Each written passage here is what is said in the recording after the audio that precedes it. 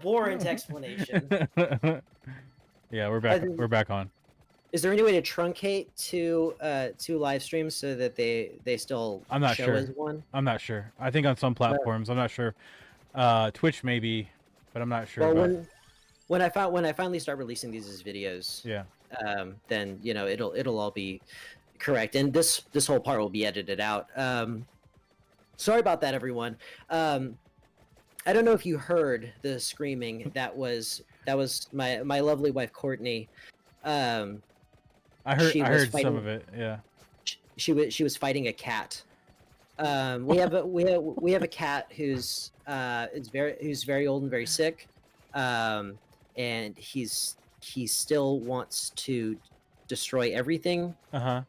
Despite his limited mobility and dementia, and it's getting this. We're coming up on a sad time. Yeah. And the before the sad, if you've never owned a cat or a pet, before the sad time is usually a pretty difficult time of all kinds of things happening. Either way, emergency resolved. Good. And everyone is safe. The cat's safe. She's safe. Everything's good. Excellent. Okay, so Roy Campbell gets a call. Every time you say that, I want to hear you say Roy Kent. Roy Kent? That's strange. Do you know Roy Kent? No. Oh, okay. We haven't met. This is a friend of yours. Sure. I like to say that. Yeah, it's from Ted Lasso. There's just never been a piece of promotional material that makes me want to watch Ted Lasso. I've never seen anything from that show that made me want to sit down and watch a whole episode. I actually avoided it because everybody kept talking about it, and I was like, "Oh no, it just makes you feel good." And I'm like, "No, fuck off." That was my reaction. I didn't want to watch it, but it is the first season especially is very good. I'll give it a shot. Yeah. Is it funny? Oh yeah. Oh, absolutely. Okay. Yeah. Because we don't have to talk about it. We're talking about some of those. Yeah. Okay. So, you're on the cliffside. You're with Meryl. Liquid's dead. There are F-16s coming to carpet bomb the entire place, kill everybody, kill you, kill Otacon, kill Meryl. And then you get a call from Roy Campbell, who is supposed to be in jail because everything was taken over by that one guy who no one knows his name. He says it. He says his name. He says what office of the executive branch that he holds. Nobody cares. The politician. He never comes up again. So I brought these. I brought these in here because I thought it would be funny to eat these on stream. What are they? Zach, we are in. No, hold on. I'm being dramatic. We're entering the best season of the year. The pumpkin spice is back, baby. Pumpkin spice is good. Got pumpkin spice cookies from Trader Joe's. I know some of you out there are my former students. I see you. And I want to let you know that when you turn 35, any angst that you have about pumpkin spice, being for, basic women, you're going to love it. You're just going to start loving it. Mm-hmm. Either way. Sorry, go ahead. All right. You get a call from Roy. Roy is like, hey, everything's okay. Yeah, he's a big muckety muck with a lot of political power, but I'm an old army guy and I have more powerful friends. So everything's fine. Everyone knows that he's the worst and we killed him off screen. Maybe. So he's like, no F-16s are coming, and you and Meryl. Oh, and by the way, Meryl was calling Roy her uncle. That's actually an open secret. She didn't, because Snake doesn't care. Like even in her mind, she can't accept that Roy is actually her estranged father. Whatever. Right. Doesn't come up. It doesn't come up again until 4, and it comes up in the 6th hour of cutscenes. Jesus Christ. You'll never see it. I'm curious about something because it sounds like a lot of the story. We're almost. Go ahead. Go for it. Go for it. We're almost Home done. stretch. We'll save questions to the end. Okay. All right. So he's like, you and Meryl have both. We have your death certificates have already been signed. You are casualties of Shadow Moses. Go do whatever you want. Yeah. Which this doesn't come out as a sweet deal for Meryl. Oh yeah. You know, yeah, she's like a she's like a 23-year-old special agent with her life ahead of her. Yeah. You know, all she did was follow orders. Nobody cares. Mhm. It's Snake who wanted to be left alone. Right. Either way, you have to watch the Snake goes on and on for like 15 minutes straight about his own personal philosophies of what it means to be alive and what it means, the nature of malice and warfare. He just keeps talking and talking while you watch full motion videos of actual polar bears. Not Why? joking. All right. So you watch all that. Then you watch the entire credit reel. If you skip it, you don't get the after credit sequence. Yeah. You can't skip. You have to watch the whole thing. So you come back 22 minutes later, give or take, and you see stealth espionage action, Metal Gear Solid. And then you hear bring, bring. Somebody picks up a phone. You don't see anything. It's Ocelot. Of course. And he's like, yes, they did fight. Yes, it was super cool. Yes, we have all the data we need going forward with the Metal Gear project. Yes, of course. I look forward to it, Mr. President. What? He was Okay. working for the office of the president the entire time. Otacon was? No, Ocelot. Did I say Otta? No. I get those two mixed up.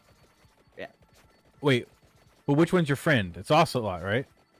No, Otacon's your Otacon. friend. Oh my god.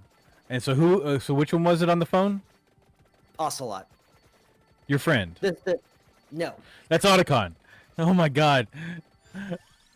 I'll get it straight. I'll get it straight. The cult single action army guy. Yeah. The gunslinger guy. Gotcha. All right. So, that's Metal Gear 1. Yes. All right. You had questions. So you made a lot of references to Metal Gear Solid up to Metal Gear Solid 4. Yes. 5 is the most recent one. Does that one And tie the last. right? Does it tie back to anything? Metal Gear Solid Portable Ops, Peace Walker, and 5. And to a lesser degree 3. You know what, I'm gonna say not 3 at all. They are the only reason they exist is because video games were iterative in the 80s, Right. where you do the same thing in every single game. And then after the second time they killed Big Boss, they were like, shouldn't we write a reason why he had to be killed twice? And so we spend a lot of time in the 70s and 80s explaining this. Big spoilers for Metal Gear Solid 5. That game's pretty old by now, so I'm not sorry. But it's happening. It's happening right now. In Metal Gear Solid 5, you are told that you're Big Boss, and that's just not true. Oh, okay. You are a sleeper agent who underwent 9 years of hypnotherapy Mm-hmm. and cosmetic surgery in order to appear to be Big Boss, Oh, okay. so that you could go out and propagate the legend of Big Boss, go out and do crazy, legendary, dangerous things in the name of Big Boss, while the real Big Boss was busy setting up all of the stuff that he was going to do in Metal Gear 1 and 2. And so, in the first game, you kill and so that there's a difference, so a difference in everybody's mind. The real guy, we call him Boss. Gotcha. The copycat, we call Venom Snake. Okay. So I think it's in the first game you kill Boss, and in the second game you kill Venom Snake. That's the whole reason any of that's anything. Gotcha. Yeah. Any further questions? Will there be a test? About to quiz you right now. Oh no. Why didn't Snake die from Foxhound?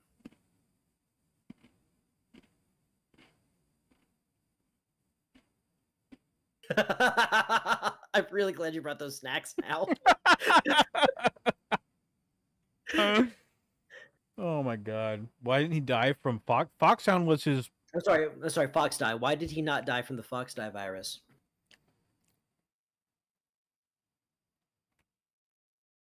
Because his friend is a geneticist? No, it's the geneticists were trying to kill him the whole time. Then why didn't he die from it? Eh. Is this ever explained? I believe it is, but I don't think it was explained well. Metal Gear Solid 4 is a game that I haven't played. I have watched people do these people clip together all of the cutscenes and the relevant fighting and the relevant action sequences that contextualize the cutscenes, and so you'll have like Metal Gear Solid 4 the movie, and it's still like 7 hours long, and Yeah. lots of it makes less sense than this game. Yeah, I believe it is explained. I don't believe it was explained well. Gotcha. Okay. All right. Oh my gosh. Okay. Does this help you? Has this contextualized anything appropriately for you in your playthrough of Metal Gear Solid 2? It only that it definitely sounds and feels like part of a legacy of confusing bullshit. It only gets worse. Oh, great. You know, I didn't expect anything less. Metal Gear Solid 2 is peak Metal Gear. Okay. The story's at its best. Okay. The gameplay in 5 is amazing. That's what I've heard. I've heard that 5 is like the peak of gameplay for the series. The story and its presentation are just amateur hour. I'm not joking. And I love these games. I love 5. I know everything about it. Was it 4 that you strap things to balloons, or is that 5? That begins in Peace Walker and continues to be... It's not in 4, but I believe that it's in Peace Walker, Portable Ops, and 5. Okay. That balloon thing is one of my favorite things about the game. Okay. Because the gameplay in all the games is really, really good. And one of the reasons that I like them is because it feels kind of like Arcade Attack. That there's a discrete number of things that you do, and each one means a different thing. And the gameplay is going to evolve and be controlled or fall out of control based upon all of your choices. It's crisp. It's just crisp. But yeah. So Metal Gear Solid 2 is when it continued to make the most sense.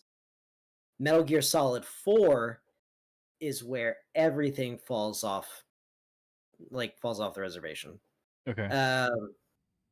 Is that an offensive thing to say? I'm sorry. Let's not say that again. That's where everything goes clown shoes. Ha That's what and three is a great story, but it's almost completely self-contained. And every occasion that they took to try to expand on 3 was a little bit of a misstep, which is a shame because Peace Walker actually has a really interesting idea behind its narrative.